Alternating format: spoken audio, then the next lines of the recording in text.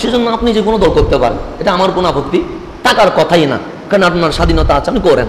কিন্তু আপনি এটা বলতে পারবেন না যে হাসান আজহারী উনি আমার পক্ষে কথা বলতে হবে, উনি আমার দলের পক্ষে কথা বলতে হবে, এরকম বলতে পারবেন না। কেন? আমার সামনে আছে কোরআন সুন্নাহ, আমার যেহেতু মুখে দাড়ি টুপি জুব্বা নিয়ে ইসলামের কথা বলতে এসেছি, আমার কথা দলের পক্ষে যাবে না। যদি ইসলাম বলতে গিয়ে আপনার দলের বিপক্ষেও চলে যায়, হাজারবার আপনাকে মানতে হবে।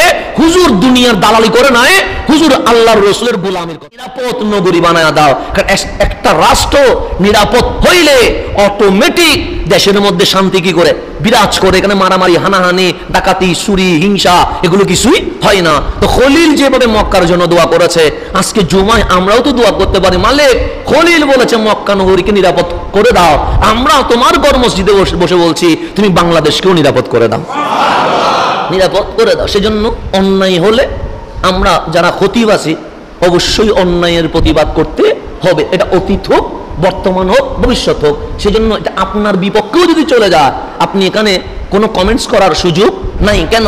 আমি তো কোনো দলের পক্ষে কথা বলতে পারবো না, আমাকে কোরআন সুন্নাহর পক্ষে কথা বলতে হবে। কথা ঠিক না? আমি কি কোনো দলের পক্ষে কথা বলতে পারবো? কেন? আমি তো দুনিয়ার দলের জন্য তো আমাকে এখানে বসানো হয় নাই। আমি যে এই মিম্বরে দাঁড়াবো, আমি কি এমপি হওয়ার জন্য দাঁড়াবো? না। ক্ষমতা নেওয়ার জন্য দাঁড়াবো? না।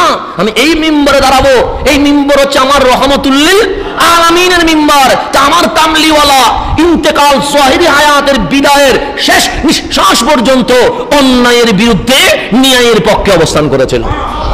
সেজন্য আপনি যে কোনো দল করতে পারেন, এটা আমার কোনো আপত্তি থাকার কথাই না, কারণ আপনার স্বাধীনতা আছে, আপনি করেন। কিন্তু আপনি এটা বলতে পারবেন না যে হাসান আজহারী উনি আমার পক্ষে কথা বলতে হবে, উনি আমার দলের পক্ষে কথা বলতে হবে, এরকম বলতে পারবেন না। কেন? আমার সামনে আছে কোরআন সুন্নাহ, আমার যেহেতু মুখে দাড়ি টুপি জুব্বা নিয়ে ইসলামের কথা বলতে এসেছি, আমার কথা দলের পক্ষে যাবে না। যদি ইসলাম বলতে গিয়ে আপনার দলের বিপক্ষেও চলে যায়, হাজারবার আপনাকে মানতে হবে। হুজুর দুনিয়ার দালালি করে নয়, হুজুর আল্লাহর রাসূলের গোলামির কথা বলেছেন, এটা বলতে। দল আপনি করেন, কাজ এটা করেন, এটা আমার কোনো শত্রুতা আমি তাকার কথায় না, কারণ আমি এখান থেকে শেষ পর্যন্ত মুসল্লি আমার এক সুখে তাকাইতে হবে। যেমন আমার দাদা আপন মানুষ, এটা আমি ওনার সাথে বাইরে আন্তরিকতার সাথে কথা বলবো, কিন্তু যখন মসজিদে চলে আসবে তখন আমি ওনাকে এবং একজন রিক্সাওয়ালা মুসল্লি যখন বসবে আমাকে একই চোখে তাকাইতে হবে। যদি আমি স্বজন প্রীতি করি তাহলে আপনাদের নামাজও যাবে, আমার নামাজও যাবে। এখানে কোটিপতি আসলেও আমি ওনার সাথে যেভাবে আচরণ করব, এখানে গরিব আসলেও আমি সেভাবে আচরণ করব।